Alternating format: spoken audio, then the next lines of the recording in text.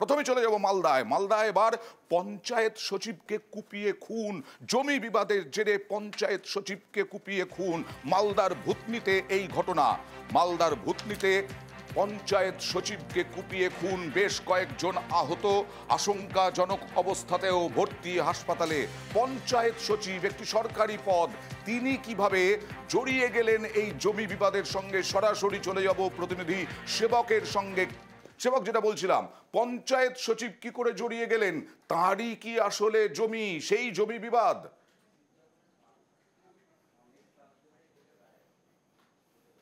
দেখো, প্রতিবেশী দুই পরিবারের মধ্যে জমি নিয়ে বিবাদ, আর তার জেরে এবার পঞ্চায়েতের ভারপ্রাপ্ত সচিব তিনি কুপিয়ে খুন হয়ে গেলেন। তার পরিবারের আরো বেশ কয়েকজন আশঙ্কাজনক অবস্থায় রয়েছে। আজকে বিকেলে এই ঘটনা মালদহের ভূতনির থানার ভূতনি দিয়ারা যে এলাকা, সেখানকার গোবর্ধন টোলাতে। এই এলাকায় মৃত কমল মণ্ডলের সঙ্গে প্রতিবেশী ফেকন মণ্ডলের দুইজনের মধ্যে পুরনো জমি বিবাদ ছিল। এর আগেও দুই পরিবারের মধ্যে গোলমাল হয়েছে, কিন্তু এতটা বড় আকার নেয়নি, খুনের অবস্থা হয়নি। কিন্তু এই ঘটনায় এর আগেও পুলিশে অভিযোগ জানাচ্ছিল, এরপর পুলিশ তদন্ত করছিল। আর এরই মধ্যে কিন্তু আজকে দেখা গেল যে ফের নতুন করে বিবাদ। একটি ছাগল, এক বাড়ির ছাগল অন্য বাড়ির এলাকায় ঢুকে যায়, তারপরে এই দুপক্ষ ধারালো অস্ত্র নিয়ে একে অন্যের উপরে হামলা চালায়, এমনটাই অভিযোগ হচ্ছে। মানে আরো একবার জানতে চাইবো, জমি বিবাদে এর আগে বারবার গন্ডগোল হয়েছে, আর এবার শুধুমাত্র একটা ছাগল, অন্য বাড়িতে ছাগল ঢুকে যায়, সেই কারণে মারামারিতে কুপিয়ে খুন?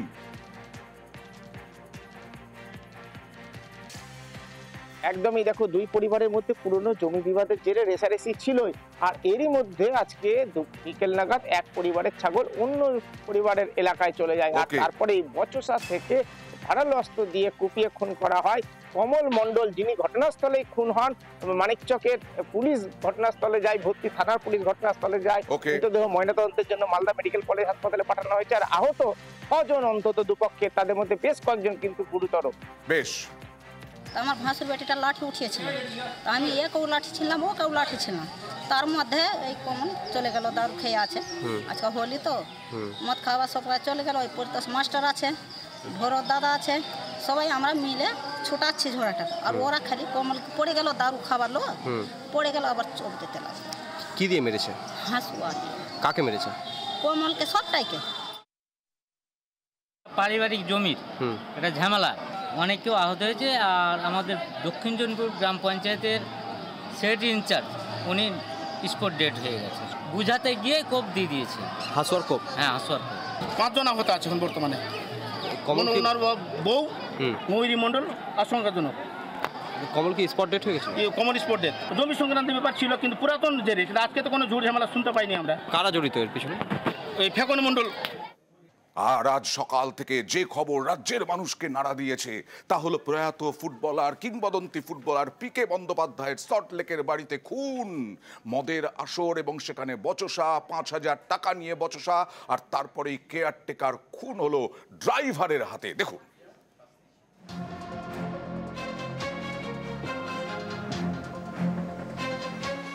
পিকে বন্দ্যোপাধ্যায় ভারতীয় ফুটবলের উজ্জ্বল নক্ষত্র, বছর 5 আগে মারা যান। তার বাড়িতেই খুন, কেয়ারটেকারকে কুপিয়ে খুন ড্রাইভারের। নিহত কেয়ারটেকারের নাম গোপীনাথ মুহুরী, পশ্চিম বর্ধমানের জামুরিয়ার বাগদিয়ার বাসিন্দা।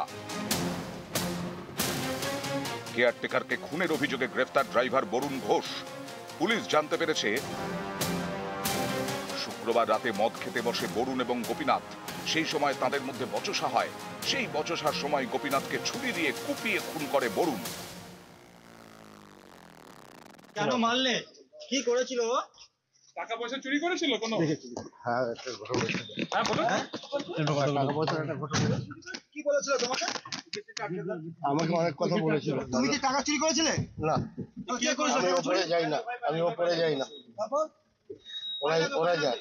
চুরিটা কি আপনি নিয়ে এসেছিলেন রান্নাঘর থেকে? না না না, আমি নিয়ে এসেছিল। ওই নিয়ে এসেছিল। বরুণ নিয়ে এসেছিল? না, গোপীনাথ মৌরি নিয়ে এসেছিল। আচ্ছা, তারপরে কি ওর হাত থেকে আপনি নিয়ে ওকে মারলেন? না, ও আমাকে আগে গলায় মেরেছে। গলাটা দেখি। আচ্ছা, মানে আপনাকে গালিগালাজ করেছিল নাকি? হ্যাঁ হ্যাঁ হ্যাঁ।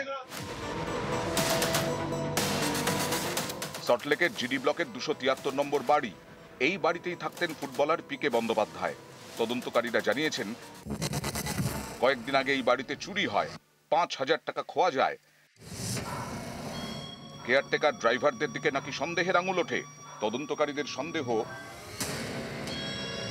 শুক্রবার রাতে মদের আসরে এই নিয়ে বরুণ গোপীনাথের বচসা শুরু হয়। টাকা চুরি নিয়ে একে অপরকে দোষারোপ করতে থাকে। পরিস্থিতি উত্তপ্ত হয়। ধৃত বরুণের দাবি, ঝামেলার মাঝে রান্নাঘর থেকে ফল কাটার ছুরি নিয়ে আসে গোপীনাথ। প্রথমে গোপীনাথই বরুণের উপরে হামলা চালায়, তারপর পাল্টা গোপীনাথের ওপর চড়াও হয় বরুণ। রক্তাক্ত গোপীনাথকে বেসরকারি হাসপাতালে নিয়ে যাওয়া হলেও শেষ রক্ষা হয়নি। মোটামুটি 20 বছর হলো উনি মনে হয় মানে কি বলবো, খুব শ্রদ্ধেয় ব্যক্তি। টাকা পয়সা যে কেন্দ্র করে বিবাদ, আজ ওনারা, আমি আপনাকে কি বলবো, ওনারা তাহলে এত বছর ওকে কি করে রেখেছে? ছিল যে মেরেছে যে বরুণ, না, সেটাও আমরা কখনো কাকু বলতো না যে আমার সাথে শত্রুতা, জানতাম তো সবার সঙ্গে বন্ধুত্ব ভাবেই থাকতো। ভারতীয় ফুটবলের অলংকার প্রয়াত পিকে বন্দ্যোপাধ্যায়। সল্টলেকে তার বাড়ির নাম অলংকার। সেই বাড়িতেই খুনের কলঙ্ক। ড্রাইভারের হাতে খুন কেয়ারটেকার। নিউজ 18 বাংলা। টিটাগড়ে খুন, আর তারপরে সেই ঘটনার রেশ কাটতে না কাটতেই ভাটপাড়াতে এলোপাথারি কোপ এক ব্যক্তির ওপর।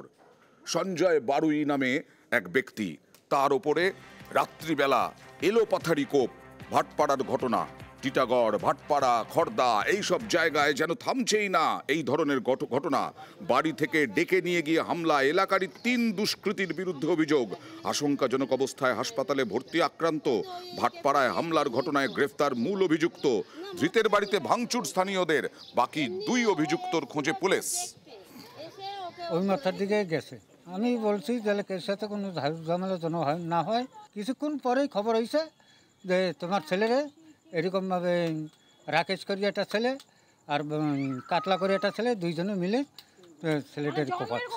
হাসপাতালে গেছি, গোলঘর হাসপাতালে যাইয়ে দেখতেছি কি এই জায়গা দিয়ে যেরকমভাবে সেলাই দিচ্ছে স্যার, আর দেখার মতন না। এখন যারা কোপাইছে তাদের আমি সাজা চাই। শুনি আমার মেয়ে কান্না করতে করতে ওখানে যে পৌঁছায় ঝামেলার মধ্যে, তখন দেখে ওর বাবার গায়ের পা রেখে কোপাচ্ছে, আর আমার মেয়ে ওটা দেখতাছে। আমার মেয়ে তো আতঙ্ক হয়ে হু মা করে কান্না করছে, কান্না থামছে না। আগে একবার আমাদের এখানে ও বলে গেছিল যে তোরে আমি পাইলে পরে একসময় আমি দেখে নেব। হ্যাঁ, আমরা চাইছি ওর সাজা চাই, বিচার চাই, দুটোই চাই। সমস্ত নেশাখোরদের মধ্যে একটা গোলমাল। এরা বিভিন্ন জায়গায় নেশা ভাঙ করে এবং সেই জায়গা দিয়ে নাকি কথা কাটাকাটি বাস পেটাপেটি, তারপরে নাকি ঘরের একটা হেসুয়া দাউ দিয়ে মাথায় এবং গালে নাকি কোপটোপ মেরেছে, আঙুল লেগেছে, 3-4 জায়গায় আঘাত হয়েছে। শারীরিক অবস্থা এখন স্থিতিশীল আছে। রাকেশ বলে আমি কাউকে পুরো চিনি না, কারণ এখানে এসছে হালে, আগে গারলিয়া থাকতো এখানে, মানে 2-3 বছর ধরে এখানে বাড়িঘর করে এসছে। এরা কেউ রাজনৈতিক দলের কর্মী না।